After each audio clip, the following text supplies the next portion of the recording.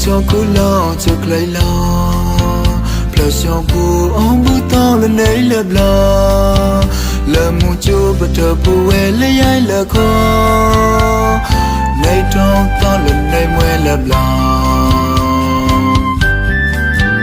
chơi yo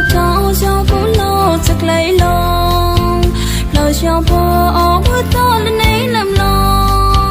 lờ mu cho bờ thờ bù về lấy ai lờ khó nay trong to lên đây mưa lợp lo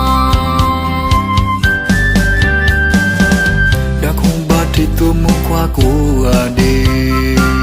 tôi ta mò lo sẽ lật ta lo đi lo lại đã không ba thì tôi muốn qua cô à đi tôi ta mò lo sẽ lật ta lo đi lo lại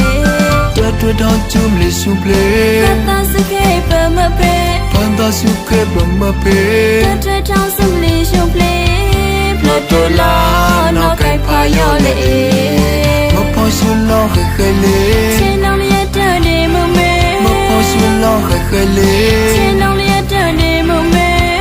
tôi cho vô thì lấy cho tôi trong yo thế là cô gái đi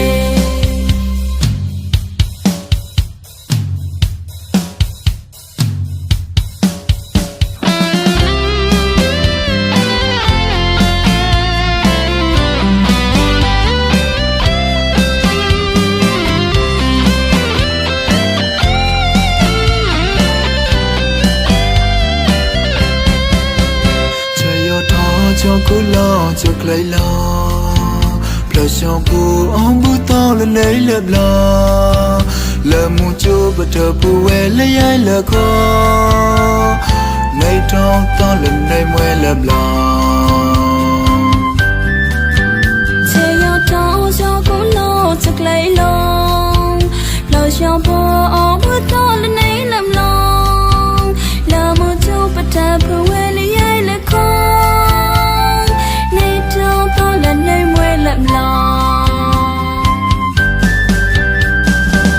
đã không ba thì tôi muốn qua cô à đi tôi ta mò lo sẽ lật ta lo đi lo lại đã không ba thì tôi muốn qua cô à đi tôi ta mò lo sẽ lật ta lo đi lo lại tôi đón chum li sum ple ta sẽ kể bờ mơ pe ta sẽ kể bờ mơ pe tôi trong sum li sum ple tôi la nó cái phai yo lệ mà phai xuân lo khơi khơi lệ trên nông liệt trời đi mơ mê mà phai xuân lo khơi khơi lệ trên nông liệt trời đi mơ mê tôi cho cô thì lấy cho tôi trong yo thế là cô gái đi mà phai xuân lo khơi khơi lệ trên nông liệt trời đi mơ mê mà phai xuân lo khơi khơi lệ trên nông liệt trời đi mơ mê tôi cho cô thì lấy cho tôi trong yo thế là cô gái đi